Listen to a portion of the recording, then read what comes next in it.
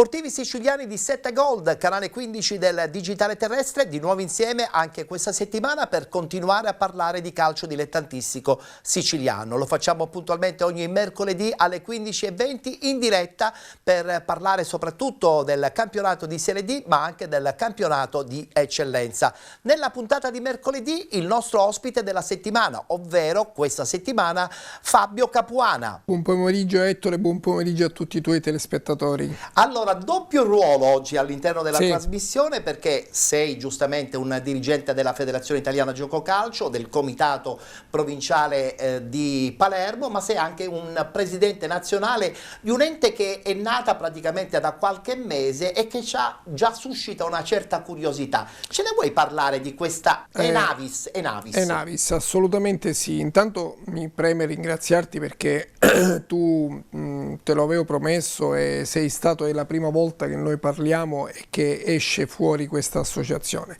Non è altro che una Ollus, un'associazione culturale che nasce da un progetto di alcuni amici della medio-alta borghesia che hanno voluto dar vita a questa idea, a questo progetto. Legato molto al mondo dello sport. Assolutamente al mondo dello sport, perché vuole, appunto dicevamo, un gruppo di amici che intendono, alcuni sono giornalisti, molti uomini di sport, alcuni scrittori, ci sono anche degli avvocati, dei medici, che si sono voluti riunire intorno a questa associazione, a questo contenitore, chiamiamolo così volgarmente, per dar vita ad un Ollus che possa, con tutta una serie di... Nel frattempo vediamo il logo, bellissimo. Ci sono stati diversi addetti ai lavori che hanno lavorato su questo logo che rappresenta due persone,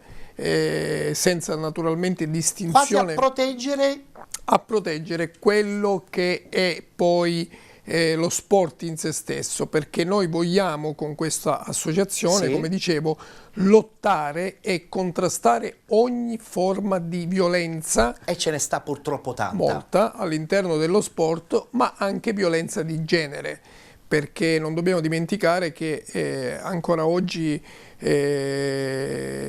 il razzismo nel mondo dello sport la fa da padrona, così come lo fa da padrona la differenza che c'è tra uomini e donne. E quindi questo simbolo e questa associazione vuole eliminare alla base, o quantomeno eliminare è una parola un po' troppo grossa, diciamo contrastare con delle attività sociali e culturali ogni forma di differenza sociale, di razzismo o di violenza all'interno del mondo dello sport. Quindi questo vuol dire che adesso nel 2025 ci saranno delle iniziative che tenderanno giustamente a valorizzare il progetto? Assolutamente sì, noi intanto legalmente, intanto questo è in itinere, quindi si sta formando, c'è già lo statuto e c'è già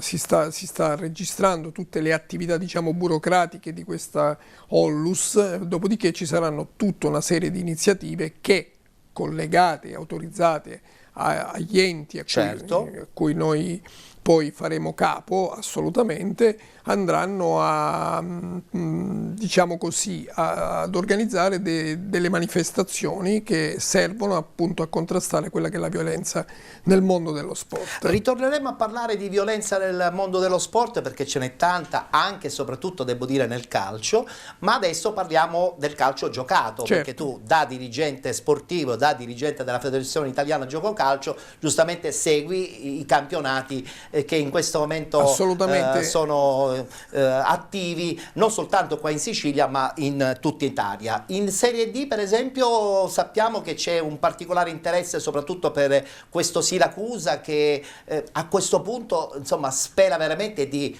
passare dalla Serie D prossimamente alla Lega Pro, almeno per la prossima stagione. Ma il Siracusa a mio avviso meritava già la scorsa stagione di militare tra i professionisti, poi varie vicende oltre ai risultati sportivi non hanno consentito ciò, però dico che quest'anno punta visibilmente e fortemente a questo salto di categoria. Anche se c'è concorrenza, molta, Vibonese, molta, Reggina. Ma come sai non tutte le ciambelle riescono nel buco, perché ci sono gli avversari. ci sono gli avversari, è fondamentale, grande rispetto per gli avversari, è un campionato sempre molto combattuto. Sono certo che anche le squadre che in questo momento stanno facendo un po' di fatica nella seconda parte della stagione riemergeranno. Il problema è che ci sono troppe squadre siciliane, quindi si rischia che probabilmente qualche squadra quest'anno avrà qualche problema di permanenza. Ma questo ci stava, visto il numero elevato delle squadre siciliane. È vero. Speriamo, io faccio gli auguri, non me ne vorranno gli amici calabresi né quelli partenopei, ma diciamo che speriamo che un po' tutte... È un po' difficile, se devo essere sincero, però mai dire mai. Va bene, allora apriamo ufficialmente la pagina legata al campionato nazionale dilettanti, è il momento della Serie D.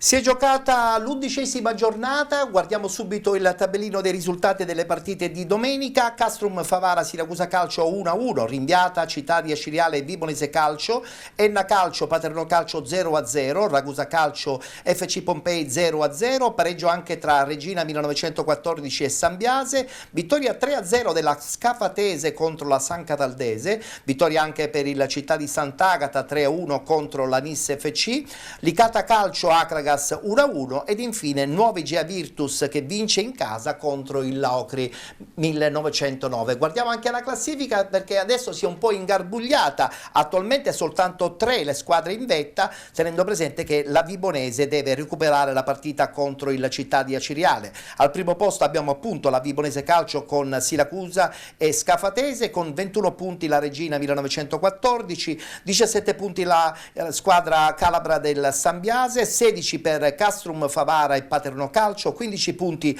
Nuovi Gea Virtus, 13 per Città di Sant'Agata, Locri 1909 ed Enna Calcio, 12 punti Nis FC, San Cataldese, Licata Calcio, 11 punti Pompei FC, con 9 il Ragusa, con 8 punti Città di Aciriale, l'Acragas chiude la classifica con 7 punti.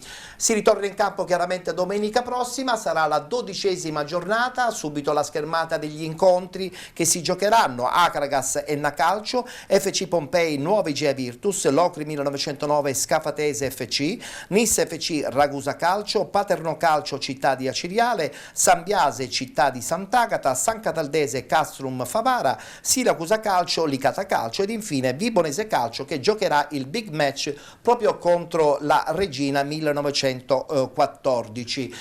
Voglio subito parlare invece di una squadra siciliana, il Ragusa, che ahimè quest'anno qualche difficoltà la sta vivendo, nel senso che quando si rinnovano troppo sia il quadro dirigenziale ma soprattutto il parco giocatori in Serie D non ti si perdona nulla. O sbaglio, Fabio? Assolutamente sì, è un momento di assestamento, ci stava e come sempre capita, diciamo, queste sono scosse di assestamento perché la dirigenza ha cambiato molto, la rosa è stata profondamente modificata e io quindi penso che era previsto. Invece dico, ci sono appunto, come dicevamo prima, delle società che non ti aspettavi, tipo l'Agragas che era partita con grandi favori, ma sono sicuro che l'amico strano saprà uscire. Poi insomma Agrigento è una piazza importantissima, saprà uscire non la inventiamo noi, da queste sabbie mobili, perché è un dirigente molto esperto, insieme a tutto il suo staff saprà rialzarsi. Tra poco parleremo proprio dell'Acragas che ha pareggiato tra l'altro in casa del Licata, dove c'è stato un mezzo terremoto, è andato via Romano e anche Martello, il direttore sportivo. Queste cose però spesso e volentieri succedono quando i risultati non ti arrivano, invece secondo me bisogna fare quadrato e continuare a cercare di lavorare in più per cercare appunto di risolvere i problemi. Questa è una mentalità tutta italiana. Noi nelle nostre chiacchierate sportive molto spesso ci diciamo che questa è una questione culturale italiana, perché all'estero per poter eseguire queste modifiche così fondamentali si danno molto più tempo, perché un progetto, progetto ha bisogno anche di momenti negativi per arrivare ai momenti positivi, anche perché mi pare inevitabile che se c'è qualcuno che vince ci sia qualcuno che perde. È chiaro, è chiaro. Tra l'altro Licata negli anni passati ha avuto delle bellissime stagioni proprio in Serie D. Ci può anche stare un momento faccio in cui... un parallelo con qualcosa che è accaduto per esempio a Roma. Ecco, a Roma De Rossi nasce da lì il problema fondamentale. Tu non puoi mandare De Rossi in quel momento e a catena. Poi è inevitabile che Juric debba andare via perché non c'erano più le condizioni dopo una sconfitta, ma l'errore nasce a monte perché non c'era motivazione. Quindi condividi con me nel fatto che spesso e volentieri gli allenatori pagano uno stress, un'esigenza della società. Direttori, e quindi noi dobbiamo avere più rispetto culturalmente per il lavoro degli addetti ai lavori, scusami il gioco di parole, ma è così perché dobbiamo dare tempo. È vero, è vero.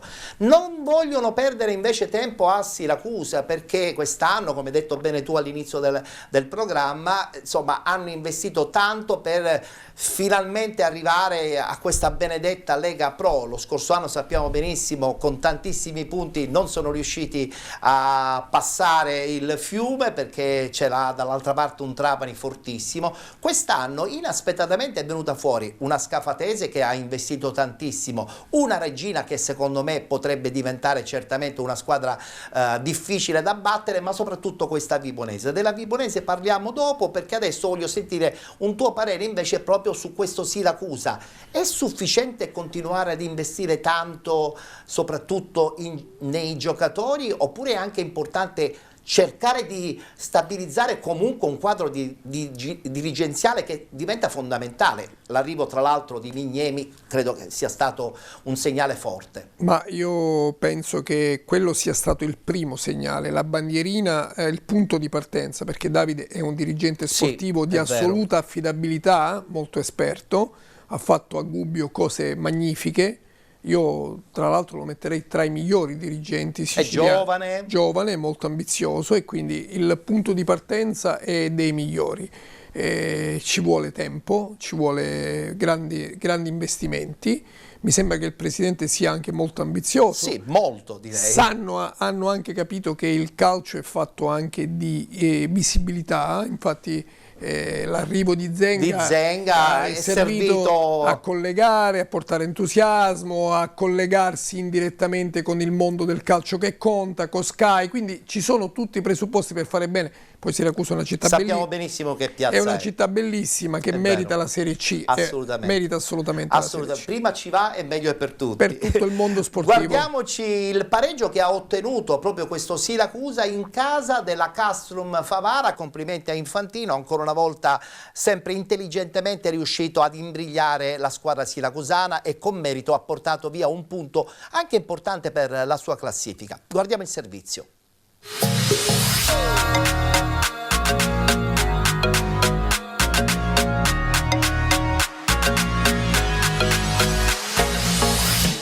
Il Siracusa torna dal Bruccoleri di Favara con un solo punto ottenuto in rimonta nella ripresa.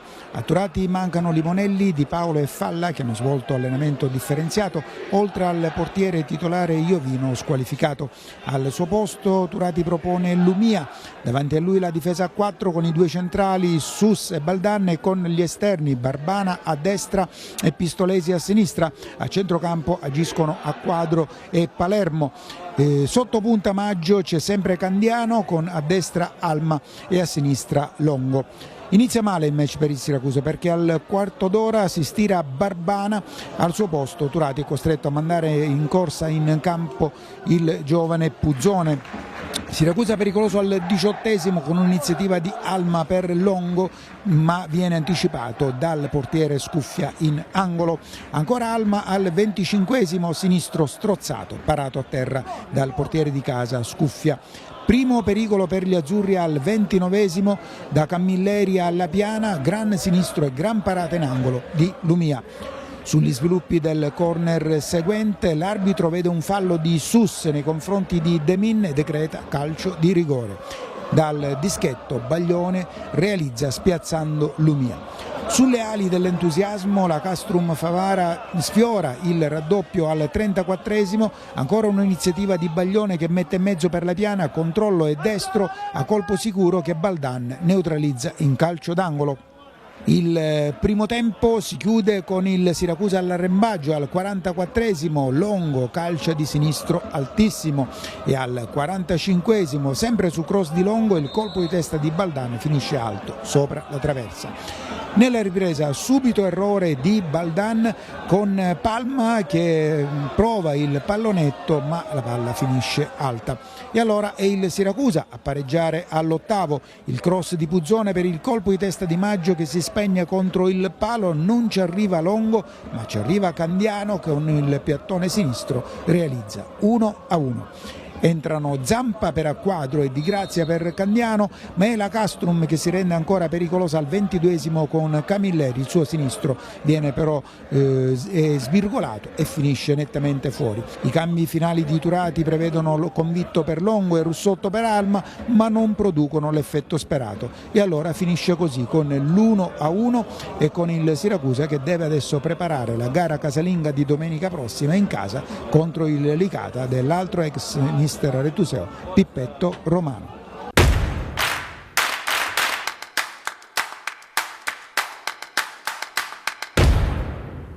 Una partita bellissima con una squadra fortissima come Siracusa e sono convinto che alla fine vincerà il campionato.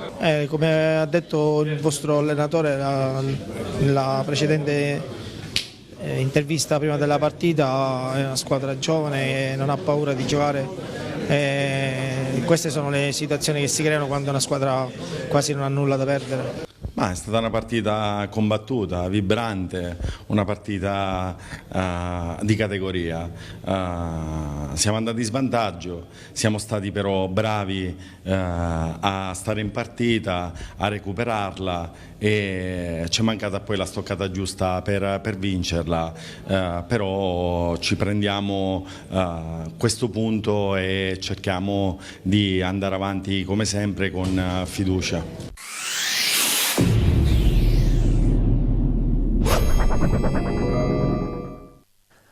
Complimenti dunque alla squadra di Infantino, ma complimenti anche alla squadra siracusana che in questo momento è in vetta in questo girone I del campionato di Serie D, aspettando il recupero tra Città di Aciriale e Vibonese Calcio. Parliamo adesso di due belle realtà, Enna e Paternò, che stanno costruendo, credo, una stagione di stabilità. Enna è ritornata nei dilettanti dopo parecchio tempo, Paternò ci è arrivato addirittura vincendo la Coppa Italia nazionale con mister Raciti. Due squadre che comunque sono due belle realtà che portano pubblico e portano anche visibilità alla stessa città che rappresentano, credo, no? Intanto mi volevo ricollegare al servizio precedente per un piccolo passaggio, perché volevo fare i complimenti a mister Infantino, perché è un grandissimo professionista e con condivide il tuo pensiero, con dei mezzi, diciamo, non con delle follie, è uno che sa lavorare con quello che ha. E, quando insomma, uno sa leggere il calcio arriva. Ed è un gran signore del calcio.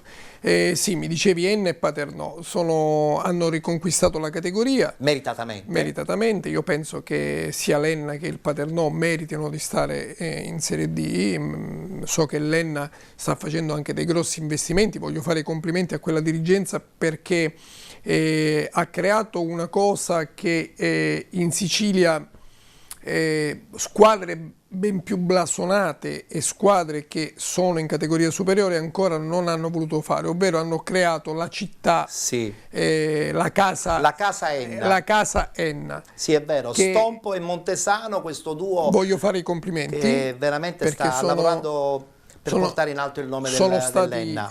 Sono due dirigenti visionari. Sono un passo avanti perché quella può essere la base per poter fare delle cose importanti, perché Enna, come tu ben sai, diciamo che a livello climatico, a livello geografico ha dei problemi, vista l'altitudine, l'altezza, quindi il periodo invernale, e hanno provato a contrastare creando questo bellissimo progetto. È un tassello fondamentale. È un tassello per il settore giovanile, per la prima squadra, per i periodi invernali, per tante altre cose. Dobbiamo aspettare soltanto che finalmente il Gaeta, insomma, venga rimesso un po' all'uovo, no? Io dico che è stato un primo passaggio, però quella mentalità, quel modo di fare calcio, di vedere avanti, di investire, deve essere ripreso da moltissime società. Condivido. Per intanto ci guardiamo il servizio, pareggio appunto tra Enna e Paternò, la partita è finita 0-0.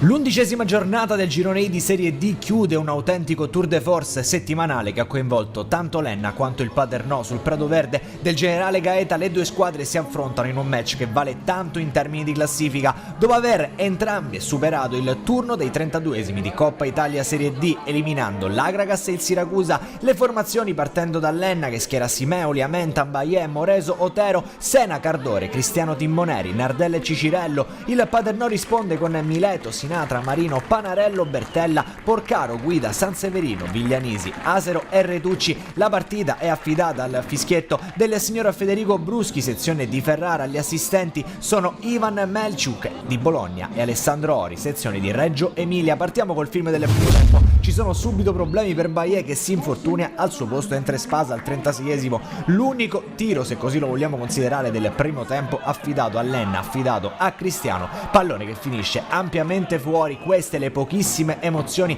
al Generale Gaeta. Ovviamente a fine primo tempo è 0-0 tra Enna e Paternò. Cambia la musica nella ripresa, intanto due cambi per mister Pagana dentro Luscia e Calombola. Al minuto 48 l'Enna ci prova con Nardella che lascia la conclusione al compagno Sena. Avanza il calciatore in maglia giallo-verde, esplode il destro velenoso, non si fida Mileto che mette il pallone in calcio d'angolo. Minuto 54 Luscia viene lanciato, chiede un possibile intervento arbitrale per questo possibile calcio di rigore. Si prosegue, nel proseguo dell'azione Cicirello appoggia per il compagno Cardore, ancora una volta Mileto bravo a distendersi. 62esimo, Presti Giacomo al limite, alza la sfera per Asero, per adesso è in vena di fare Eurogol, stavolta però non gli riesce. Minuto 69, nuova chance giallo-verde, Mileto respinge il tiro, poi Cicirello si avventa sulla sfera, timidamente protesta l'attaccante ex Città di Sant'Agata che poco dopo esce. Al suo posto entra Guadalupo al 93esimo, tiro dalla distanza del Paternò, Simeoli non è perfetto, la sfera rimane lì, un po' di confusione, alla fine un fischio arbitrale chiude tutto e chiude anche il match che finisce 0-0 tra Enna e Paternò nel girone I di Serie D. Ancora un segno X per la formazione di mister Pagana che comunque muove la classifica guadagnando un punto. Un cordiale saluto e come sempre alla prossima.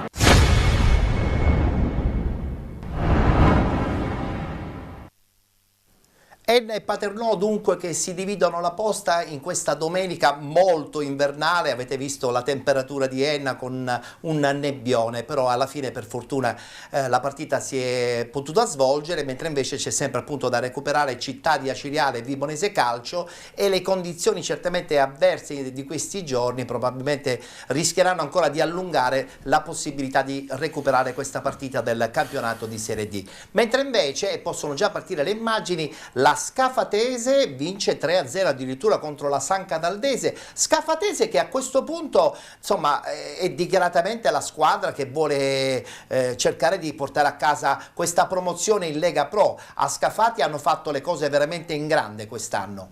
Sì, assolutamente. Io ho visto che hanno investito molto, la San Cataldese questa domenica è andata in grave difficoltà, però ci può anche stare, voglio dire, ci può anche stare perché è una società, appunto, Scafati ha investito moltissimo e sta tentando il salto di categoria, anche se era nata come una sorpresa, però gli addetti ai lavori sapevano bene che avevano fatto una campagna acquisti già abbastanza importante, intenzionati molto bene. E poi diciamocelo pure, Fabio, le squadre campane, soprattutto quelle che vogliono vincere il campionato, poi sono difficili da battere soprattutto a casa loro. Assolutamente sì, perché l'ambiente è tradizione, l'ambiente è molto particolare, però dico, noi ci stiamo diciamo ben comportando.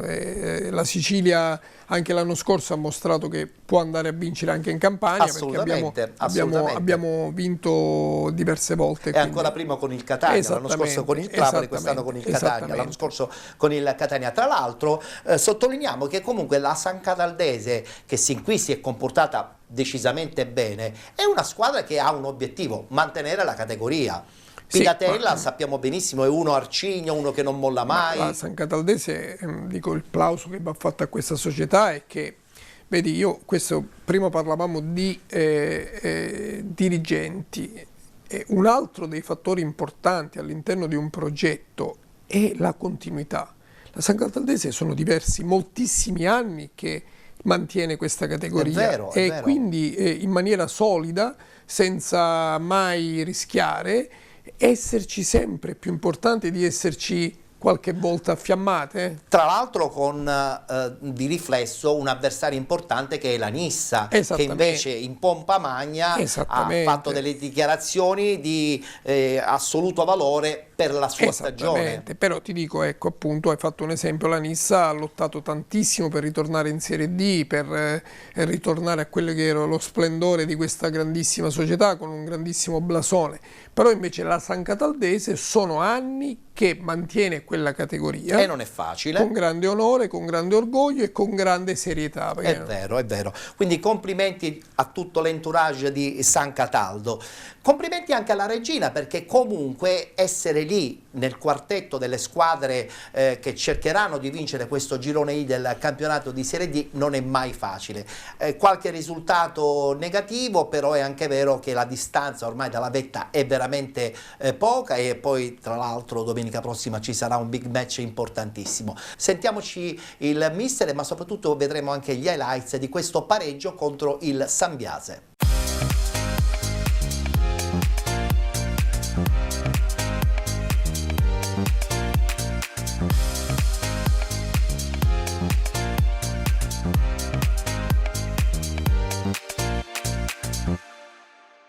Io credo che noi abbiamo fatto un'ottima mezz'ora, veramente bene, poi ci siamo piaciuti un po', purtroppo dopo 2 o 3 minuti abbiamo preso questo gol che ci ha rimandato indietro di 5, 10, 15 metri. Sono tempo è la tipica partita che vuoi vincere, che puoi anche perdere se non hai la lettura giusta e non hai le preventive giuste. Forse l'episodio poteva cambiare la partita, non è venuto e quindi è venuto un altro pareggio. Quindi io penso che sia questo, perché poi alla fine abbiamo rischiato poco, però abbiamo creato anche poco, a parte il calcio di punizione, a parte qualche pallina attiva, ecco. Quella difficoltà. Noi abbiamo cercato di cambiare la partita. A un certo punto eravamo 2 centrocampisti più 4 attaccanti perché volevamo vincere, noi vogliamo vincere. Io so che c'è di negativo, che comunque arriviamo in porta, un po' sbagliamo, un po' siamo frettolosi, un po' creiamo della confusione. Queste sono, io lo so che ci mancherebbe, è questo che dobbiamo migliorare. Però un allenatore deve anche vedere la parte positiva delle cose. Questa è una regina, è vero che noi siamo a 2 punti, 3 punti, quelli che sono 4 punti, ma veniamo anche da 5-6 risultati consecutivi. È vero che dovevamo vincerle tutte, però abbiamo vinto 3 partite, abbiamo vinto in Coppa Italia, abbiamo fatto 2 pareggi. Io mi rammaricherei di più per la partita di domenica scorsa con l'Agragas, che comunque per quanto mi riguarda abbiamo valutato i 25 minuti dell'Agragas della settimana scorsa in maniera negativa, per quello ho detto che secondo il mio pensiero già mentalmente abbiamo preparato questa partita in maniera diversa. Poi che noi dobbiamo giocare un'ora e mezzo con questa intensità mi piacerebbe anche a me, perché noi lavoriamo per fare questo. Il clima nello spogliatoio, io ve lo dico sinceramente, è positivo, perché crediamo tantissimo in questo campionato. Avete visto che non ci sono mai partite facili. Oggi eravamo partiti alla grande, secondo me abbiamo fatto 25 minuti di grande calcio e poi c'è stato un calo mentale importante, non so per che motivo, però voglio tenermi quei 25 minuti, voglio che questa squadra riparta più forte ancora, perché siamo lì davanti e ancora manca tanto. Dobbiamo pensare a noi stessi, non dobbiamo guardare gli altri, perché se pensiamo a noi stessi e facciamo come dobbiamo fare, penso che è chiaro che non ce n'è per nessuno.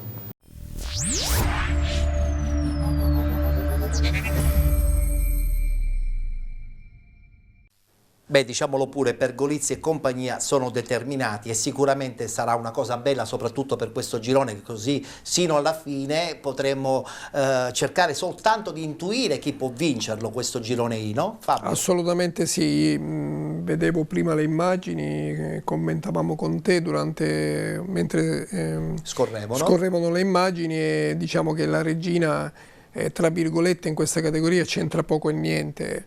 È un ambiente che spera di tornare ai fasti di una volta, e mi sembrerebbe anche giusto, perché è una piazza molto ambiziosa, ha fame di calcio, ha fatto anche la storia del calcio italiano, perché la Regina ha dato anche giocatori importanti alla nazionale, insomma, quindi Reggio Calabria merita di andare avanti. Sono sicuro che ci sono le condizioni. Il campionato di Serie D è un campionato tortuoso, anche quando hai i mezzi spesso e volentieri trovi difficoltà ambientali che poi alla fine paghi con una classifica che non ti permette appunto di fare il salto di categoria. Ma per quel piccolo problemino che dicevamo prima, che ci sono anche gli altri.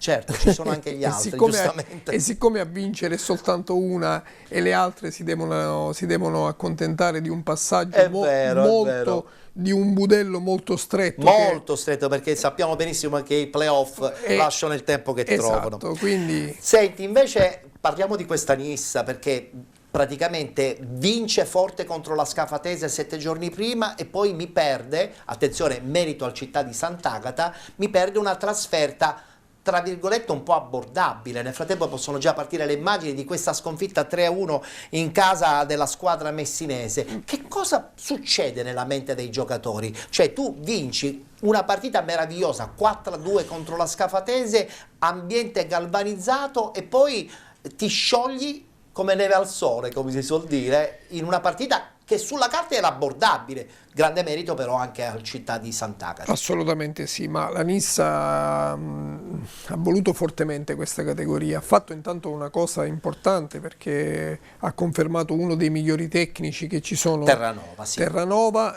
ha dato continuità al progetto. Tu lo conosci molto bene, è stato premiato più volte da te, più volte è stato premiato dalla Federazione Italiana Gioco Calcio, e quindi ha dato una continuità a questo progetto. Capita che ci sono giornate sì e giornate no, ma la Nissa sicuramente è attrezzata per fare dei grandi risultati. Però è anche vero che il presidente Giovannone è un po' amareggiato, no? Su questo sali e scendi umorali della propria squadra. Lo so, però lui sta facendo dei grandi investimenti, non deve mollare. Caltanissetta è una piazza molto importante, è una piazza che merita anch'essa di stare in questa categoria, e le cose si fanno con i tempi dovuti. Quest'anno io penso che la Nissa abbia bisogno di un anno di assestamento, nella categoria. Io auguro il meglio. Tutto e subito non è mai possibile. Assolutamente no. Assolutamente. Mentre il Sant'Agata invece devo dire che ha avuto un momento di minor serenità all'inizio, si sta resettando. L'arrivo anche di Raciti, è cambiata la dirigenza, sono cambiate molte cose, e quindi adesso penso che ritornerà sulla retta via.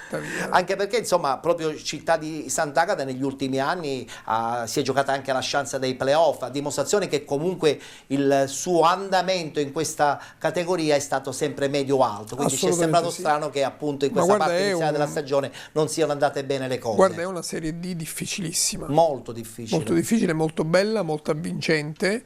Chi è convinto che la Serie D sia un campionato minore sbaglia, perché la Serie D è un campionato già, non dico professionistico, perché la terminologia e i tecnicismi non ci consentono di definirla professionista. Diciamo che la parola dilettanti c'entra poco. C'entra molto poco, diciamo che è l'anticamera del professionismo, ma ti assicuro che tra i professionisti molte volte ci sono squadre più accampate della Serie D. Condivido.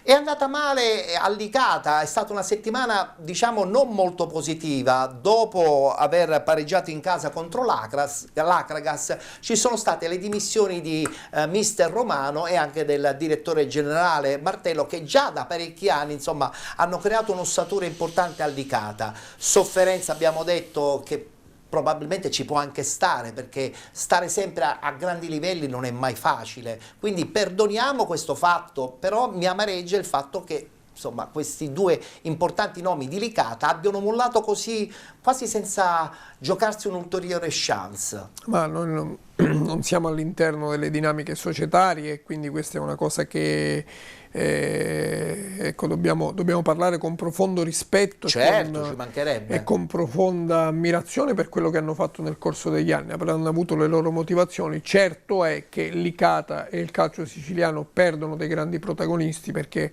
sono due persone molto serie che hanno fatto molto bene nel mondo del calcio, ma sono sicuro che... Ma la classifica è ancora abbordabile, nel senso che si può recuperare facilmente, così come si potrebbe anche recuperare questa classifica dell'Akragas, pareggia in casa appunto del Licata 1-1, a dimostrazione che comunque con tanti problemi che esistono giustamente ogni settimana cercano di racimolare più punti possibili, perché poi ancora è tutto aperto, no? È un attimo con 2 o 3 vittorie recuperare posizioni fondamentali per la classifica. Sì, beh, questo la legge dei 3 punti dice che con 2 o 3 vittorie di fila sei lassù. Agrigento siamo ripetitivi, sono tutte piazze importanti, piazze blasonate che hanno bisogno di riemergere e di far bene. Lì c'è un grande amico, Strano, è un grande professionista, lui saprà come uscire da queste sabbie mobili.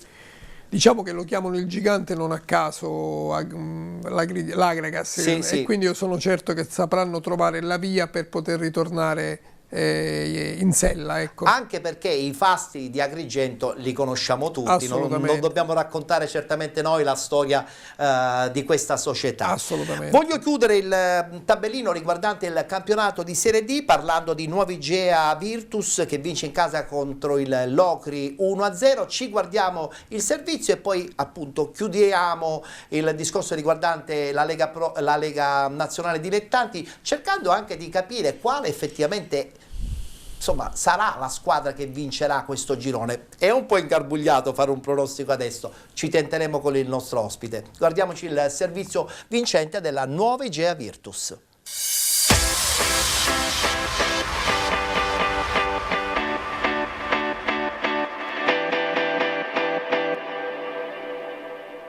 Nonostante la pioggia battente caduta dal Contres Barone di Barcellona che ha costretto il signor Artini di Firenze a ritardare l'inizio di Nuova Igea Virtus Locri, gara valevole per l'11ª giornata in Serie D, i giallorossi si dimostrano più forti anche delle avverse condizioni meteo e alla fine tornano alla vittoria che mancava ormai da 5 giornate. La formazione di Francesco Di Gaetano prova subito a sbloccare la sfida, ma Aperi al 17° non arriva alla deviazione sotto porta, poi Biondo al 34° sfiora di un soffio il palo, mentre Siino col destro 2 minuti più tardi non c'entra il bersaglio per questioni di centimetri. Il Locri si fa vivo invece al minuto 40 con Tigani che di testa centra in pieno la traversa, poi però l'Igea Virtus torna a spingere, così dopo la zuccata di Aperi al 41° che manda alto non di molto, i barcellonesi passano un minuto più tardi quando Maltese conquista palla nella metà campo avversaria e dopo aver dialogato con Calafiore indirizza alle spalle di Donini col destro il pallone che fa esplodere di gioia i tifosi giallorossi. Per l'esperto difensore locale si tratta della prima rete in campionato, padroni di casa che avrebbero anche la chance per il raddoppio, ma Aperi al minuto 46 calcia tra le mani del portiere. Nella ripresa invece al minuto 50 solo la traversa nega al piazzato di Trombino la gioia del raddoppio che non arriva nemmeno al 53° quando sul sinistro di Trovato Donini è reattivo nella risposta in tuffo, ci prova anche Calafiore al minuto 57 ma il suo sinistro finisce alto. Il Locri si fa vedere solo su calcio piazzato di Leveco, il cui tiro esce sul fondo di poco, ma nel finale l'Igea Virtus si riporta in avanti al minuto 72 sulla conclusione di Biondo. Sono ancora i legni a negare ai giallorossi la gioia del gol, mentre al minuto 88 invece Donini a dire di no al destro da fuori aria di Trombino. L'1-0 finale consegna dunque all'Igea Virtus il punto numero 15 in classifica, giallorossi che scavalcano proprio il Locri che rimane invece a 13 e si portano all'8° posto a -2 dalla zona playoff.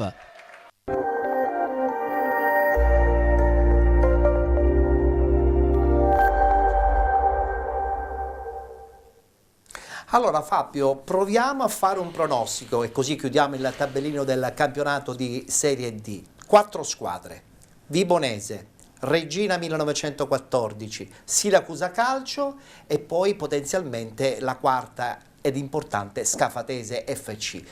Certo, siamo soltanto ancora alla 10ª giornata, però insomma diamo un piccolo assaggio di pronostico, dai. Ma io non penso che ci siano ancora ragionevolmente le condizioni per poter dire chi possa vincere questo campionato. Ci sono insomma non ti sbilanci, assolutamente, ma sarebbe presuntuoso e non realistico. Io dico che ci sono delle pretendenti al titolo, le hai nominate tu, io ci inserirei anche qualcuno che con qualche rincorsa potrebbe anche... Kastrup Favara per esempio, esattamente, no? Potrebbe anche ambire ad altri a questa vittoria di campionato, anche se queste prime 4 hanno qualcosa in più. Però ti dico, ci sono moltissime variabili, perché ogni domenica ci sono degli scontri diretti. E domenica prossima c'è Vibonese Reggina. Esattamente, sì, che ci dirà moltissimo, e quindi io penso che è impossibile azzardare un pronostico. Io dico soltanto che è un campionato bellissimo, avvincente, un campionato che vale la pena guardare, osservare. Ci piace. Benissimo. Ok, ci fermiamo adesso, c'è la pausa pubblicitaria, tra poco rientreremo in studio, chiuderemo la nostra trasmissione con una seconda parte dedicata interamente al campionato di eccellenza. Rimanete con noi, a tra poco.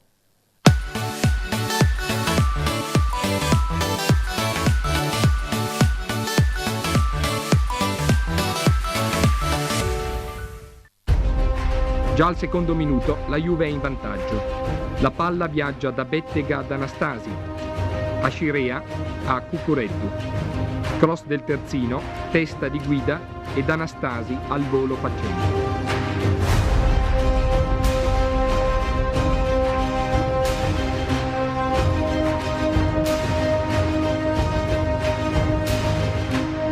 Da Scirea a Bettega che scambia con Marchetti secondo, da ad Anastasi ed è il 3-1.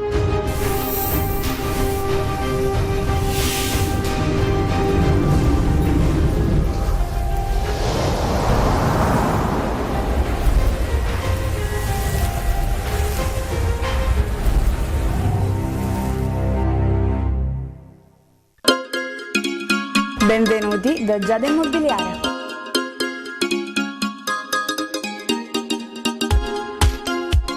La professionalità come punto di partenza, la qualità dei servizi come riferimento essenziale. Tutto questo è Giada Immobiliare di Giuseppe D'Antoni.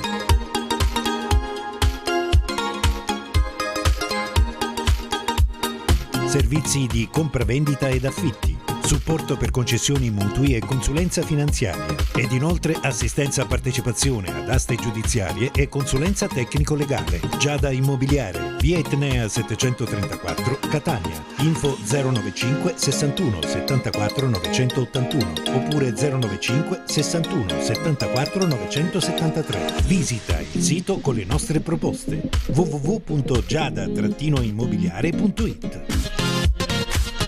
Giada Immobiliare, insieme a te per comprare e vendere.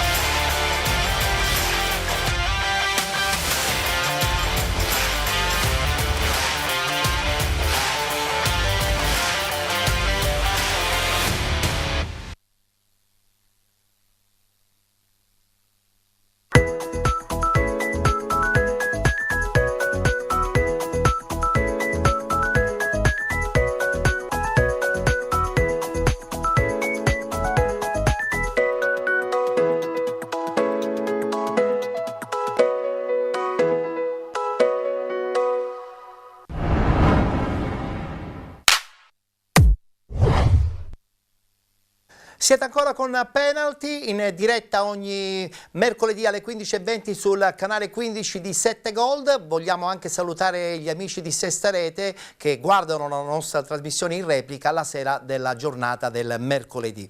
Adesso parliamo di eccellenza e lo facciamo subito partendo con il girone A.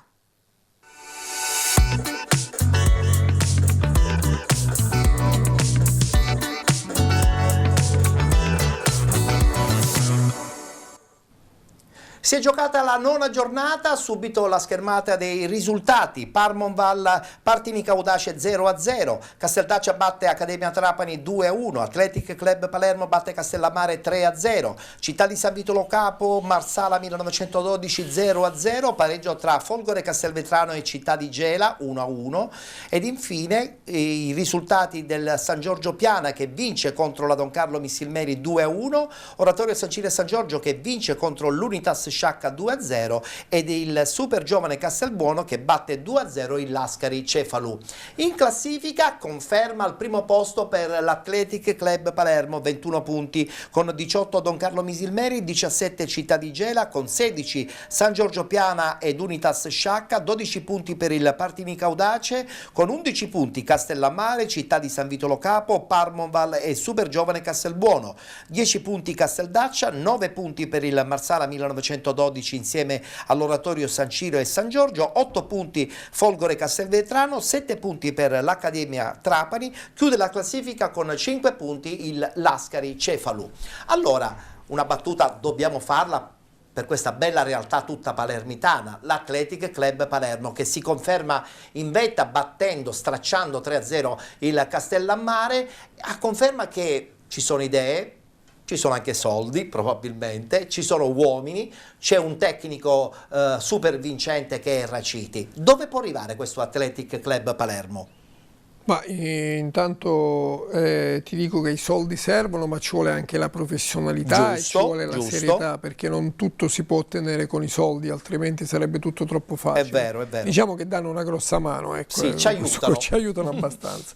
Però no, a parte le battute, diciamo che è una società molto attrezzata, lo sta dimostrando, un progetto serio, un progetto importante, ha voluto fortissimamente un tecnico vincente e questo dimostra che hanno le carte in regola per fare tanto. Tra l'altro il Palermo manca dalla Serie D da tantissimi anni, l'ultima squadra a rappresentare in Serie D il Palermo era il Cantieri Navali, a dimostrazione che c'è fame anche di calcio, tra virgolette, dilettantistico a grandi livelli. Sì, assolutamente, ma dico, un bacino come Palermo ha giocoforza, necessità di avere anche altre realtà. Giusto. Ma poi, ti stavo dicendo, hanno una società che cura nei particolari tutti i settori, perché fanno anche molto calcio settore a 5. Giovanile anche. Settore giovanile e calcio a 5. Calcio a 5, sì, è vero. Molto bene, dove c'è... È una polisportiva a 360 gradi. Esattamente, dove c'è un grande amico che è Rosario Vadalà, che si occupa del calcio a 5 insieme al suo staff.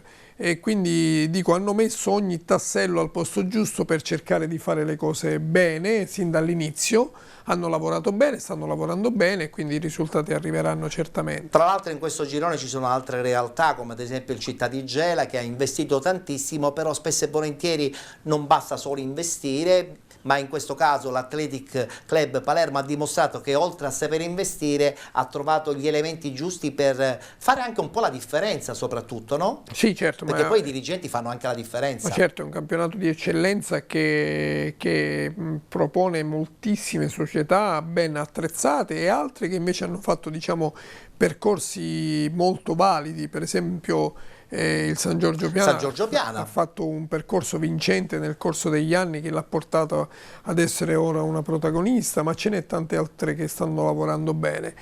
E quindi è un campionato anch'esso molto avvincente. Mi hai anticipato sul San Giorgio Piana perché proprio domenica vince uno scontro diretto contro la Don Carlo Missilmeri. Ci guardiamo gli highlights e poi chiudiamo con questo raggruppamento A del campionato di eccellenza.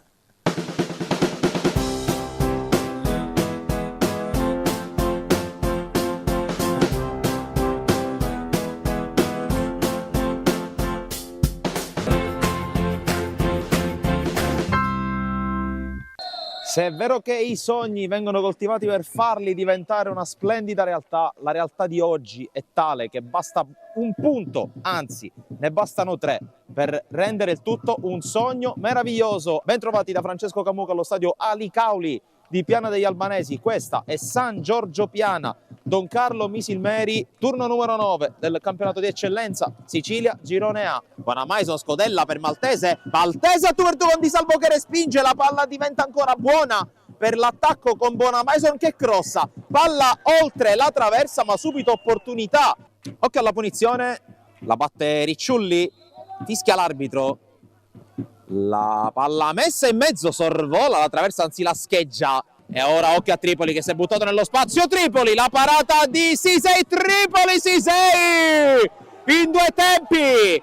Maltese corre, scarico su Scalisi, parte il suo cross di testa. Bonamaison, la parata di Di Salvo, batte il numero 4, pallone per il Maltese, lo schema era proprio per lui, va giù Maltese, calcio di rigore, il fallo di Muzzo su Maltese. Maltese contro Di Salvo, la concentrazione di Maltese, la concentrazione di Di Salvo, il fischio, la rincorsa di Maltese che calcia col destro, spiazzato Di Salvo, cambia il parziale all'Ali Cauli proprio alla fine del primo tempo, passa il San Giorgio Piana. Maltese l'ha fatto ancora, è il 2-0 del San Giorgio Piana, la legge dell'ex vale doppio stavolta, 2-0 all'Ali Cauli. Attende il movimento sulla destra di Lavardera, prima giocata da esterno destro della sua partita, è un buon cross, Tripoli e segna Silvio Tripoli, accorcia le distanze la Don Carlo, non poteva che essere lui a segnare, ma arriva subito la buona giocata di Lavardera e all'Ali Cauli adesso è 2-1. Palla in verticale per Ricciulli che scappa dalle spalle, Ricciulli segna ma è fuori gioco e allora annullato il gol del 2-2, le proteste, i gesti da parte di Tommaso Napoli. Con le mani Capozzucchi verso Muzzo che non la controlla perché è arrivato prima Torres, destro di Torres sul fondo, ma cosa aveva combinato Capozzucchi? Il San Giorgio Piana batte un'altra big, un mese dopo il Gela, tocca alla Don Carlo Misilmeri e 2-1 all'Ali Cauli, partita pazzesca ad alta intensità.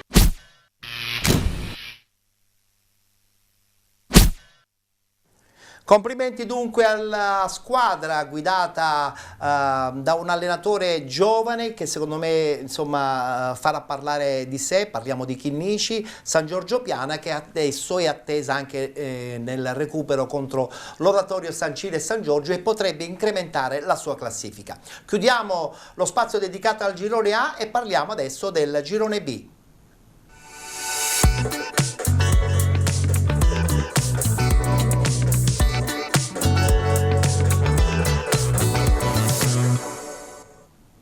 Anche qui si è giocata la 9ª giornata del campionato, subito i risultati: Città di Mister Bianco, Città di Aci Sant'Antonio 0-0, vittoria della Leonfortese 5-1 contro il Real Siracusa Belvedere, vittoria anche della Leonzio 1909 contro il Milazzo 1-0, pareggio tra Modica Calcio ed SC Palazzolo 2-2, Vittoria batte Mazzarone Calcio 3-0, Imesi Atletico Catania 94 batte Rosmarino 2-0, Gioiosa batte Ionica FC 2-0 ed infine Nebros che pareggia in casa contro il Città di Avola 2020. Guardiamo la classifica perché anche in questa classifica ci sono stati dei rivoluzionamenti, in quanto la sconfitta del Milazzo ha permesso al Modica e al Vittoria di agguantarlo in testa. Pertanto abbiamo Modica, Vittoria e Milazzo al primo posto con 22 punti, 18 Città di Avola 2020, 15 punti Imesi Atletico Catania 94 con 14 Nebros, 13 Leonfortese con 12 Città di Aci Sant'Antonio, 11 punti Gioiosa,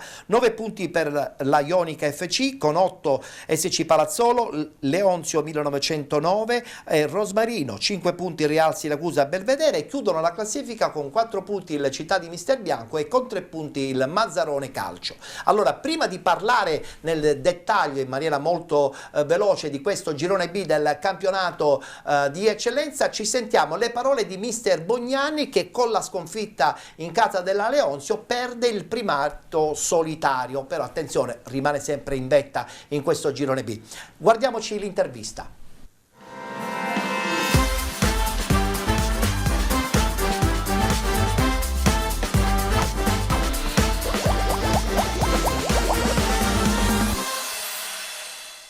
Oggi sapevamo che sarebbe stata una partita difficile perché, come ho detto in settimana, la Leonzio, che è una buona squadra, con una buona società organizzata, con una buona storia, sapevamo che oggi avrebbe fatto la partita della vita, l'avevamo preparata bene, poi gli episodi hanno svoltato questa partita e abbiamo perso.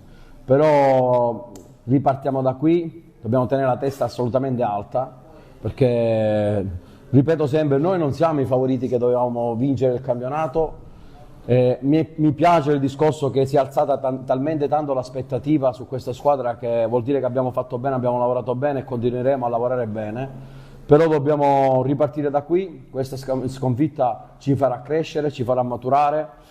La Leonzio ha fatto la sua onesta partita, l'ha messo sulla grinta, sulla rabbia, sulla cattiveria. Forse non sono stato bravo io in settimana a trasmettere questo principio ai ragazzi, di lottare, di lavorare al massimo. Sia io e il mio staff dobbiamo migliorare su questo, vuol dire. Però non voglio dare colpe ai ragazzi, perché stanno facendo una grandissima stagione, stanno facendo qualcosa di straordinario, quindi ci rimbocchiamo le maniche, siamo pronti a riprendere martedì al massimo. Dobbiamo tutti migliorare, perché oggi non è stato il vero Milazzo. Poi, come avete visto, poi gli episodi cambiano l'inerzia di una gara, ma forse non siamo stati noi bravissimi, forti, duri nei contrasti, nelle seconde palle, sapendo che anche il campo sarebbe stato pesante per le ultime piogge che sono cadute in settimana. Quindi ci prendiamo questa sconfitta, la responsabilità è nostra, ma soprattutto mia, perché vuol dire che non abbiamo trasmesso bene questo messaggio ai ragazzi con lo staff, e ripartiamo più forti di prima. Abbiamo iniziato bene il primo tempo, poi però abbiamo abbassato i ritmi, siamo caduti preda ad alcune provocazioni. Poi l'episodio nel calcio del rigore ci può stare, che uno si può sbagliare, però dovevamo essere più cattivi, più convinti. Poi su una ripartenza nel secondo tempo abbiamo preso il gol l'unica volta che sono entrati in area, e poi ci abbiamo provato in tutti i modi, mettendo il terzo attaccante. Poi abbiamo giocato con tutti gli attaccanti possibili, però la palla non è voluta sapere di entrare. Ripeto, ripartiamo da qui. Non abbiamo fatto niente prima, non eravamo fuori classe prima, non siamo dei bidoni adesso. Le sconfitte fanno parte del calcio, ci sono anche gli avversari, anche i risultati delle altre squadre lo dimostrano. Ogni partita in eccellenza sarà una guerra sportiva, quindi partite scontate e facili non ci sono. Ripartiamo più affamati che mai. Domenica arriva il Modica, che è la netta favorita a vincere questo girone, insieme al Vittoria e insieme all'Avola, quindi noi dobbiamo fare il nostro percorso. Ci possono stare questi arresti, perché è una squadra che deve lavorare sotto tanti punti di vista, e lo stiamo facendo, e ripartiamo da qui. Testa bassa, umiltà, voglia, e voglio ringraziare soprattutto i tifosi che anche oggi ci hanno fatto sentire a casa, al mio spogliatoio, che con l'amarezza a fine partita ha dimostrato che ci tiene tanto alla squadra. Sono sicuro che ci riprenderemo, sono sicuro che faremo una grande stagione, perché abbiamo un grande spogliatoio.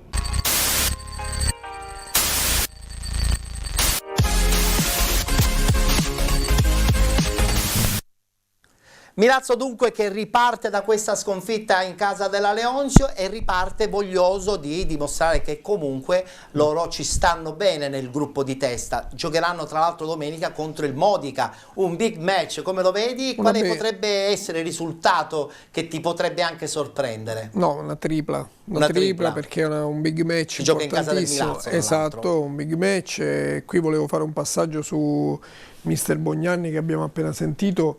Lo conosco perché ha fatto molto bene a Castelbuono lo scorso anno. Lui è un professionista, un meticoloso, un grande studioso, e quindi saprà fare. Ero certo che avrebbe fatto bene anche a Milazzo, una grossa piazza, quindi insomma sta lavorando molto bene. Però la Leonzio c'è Blasone, doveva rialzarsi. C'è un grande amico là, Francesco, che sta lavorando insieme al presidente, stanno facendo cose belle. C'è stato un momento di assestamento, hanno cambiato l'allenatore, sono arrivate le risposte, e poi non è che si può vincere sempre, no? Chiaro, ci mancherebbe. Attenzione, perché nel big match chi potrebbe approfittarne è proprio il Vittoria, no? Che potrebbe a quel punto balzare da sola in vetta, no? Con un pareggio tra Milazzo e Modica. Assolutamente. Beh, vedremo quello che succederà. Assolutamente. Allora Fabio, chiudiamo questa nostra puntata, perché insomma è stato un piacere averti come al solito ospite all'interno di Penalty. È stata una bellissima chiacchierata. perché con te si parla a 360 gradi di tutto. È stata anche un'occasione per presentare questa tua associazione, di cui tu sei il presidente, associazione che punterà nel 2025 nella promozione sempre più del territorio, ma anche in questo caso per salvaguardare con delle iniziative legate alla violenza che spesso e volentieri nello sport, insomma, è considerevole, no? Parliamo dell'associazione Enavis. Sì, non è mia, ripeto, sono un gruppo di intellettuali, giornalisti, scrittori, sportivi e addetti ai lavori nel mondo dello sport. Non necessariamente, attenzione, noi siamo in una trasmissione che parla di calcio, ma ci sono anche all'interno uomini della pallavolo, uomini del... Anche perché la violenza non è soltanto legata al calcio, perché esistono tante altre discipline sportive che subiscono spesso e volentieri. Assolutamente no, ti stavo dicendo che per esempio nel mondo delle ginnaste abbiamo visto forme di violenza che non necessariamente devono essere i pugni oppure la scazzottata o l'aggressione all'arbitro, che diciamo è uno dei fenomeni che va maggiormente contrastato nel mondo del calcio, ma ci sono anche delle forme di violenza diversa e tra queste non dobbiamo dimenticare anche la violenza di genere e il razzismo, che è una delle... Ho visto che puntate molto specificatamente su questa tipologia di violenza, certo. Che in questo periodo insomma si è allargata sempre di più con fatti di cronaca e altro. Certo, perché è un mondo, lo sport in genere, non amo parlare di calcio quando io parlo di queste cose, lo sport in genere è una disciplina di vita, una palestra di vita. Se questa viene turbata o sporcata da quelli che non sono i valori dello sport in se stesso, tutto diventa vano, quella vetrina diventa sporca e non più visibile. È vero. E quindi noi dobbiamo far sì che invece quella vetrina serva a indirizzare i dettami fondamentali per la nostra società. È vero. E quindi noi avremo la possibilità di poter creare delle iniziative, ma non soltanto calcistiche, con partito di calcio, anche con partite di pallavolo, con eventi dove si condanna la violenza specificatamente legata al mondo e la differenza di genere, sportiva. perché ancora oggi voglio sottolineare che nel mondo dello sport, ma nella società in genere, c'è quella differenza tra essere uomo e essere donna, e questa è una cosa non più accettabile nel 2025. Condivido. Grazie Fabio, allora in bocca al lupo e buon lavoro per questa bella iniziativa. Grazie a voi, anche perché tu sei con noi, quindi coinvolto in prima persona, ma piacevolmente coinvolta. Grazie Fabio Capuana. Grazie a voi. Allora chiudiamo qui il nostro appuntamento settimanale con Penalty, l'appuntamento del mercoledì, perché vi ricordo che domani sul canale 19 di TVM Palermo continueremo a parlare di calcio dilettantistico siciliano, con lo spazio dedicato al campionato di promozione e anche al campionato di prima categoria. Per adesso, che dirvi, grazie per essere stati con noi, ci vedremo di nuovo prestissimo, di nuovo qui sul canale 15 di 7 Gold.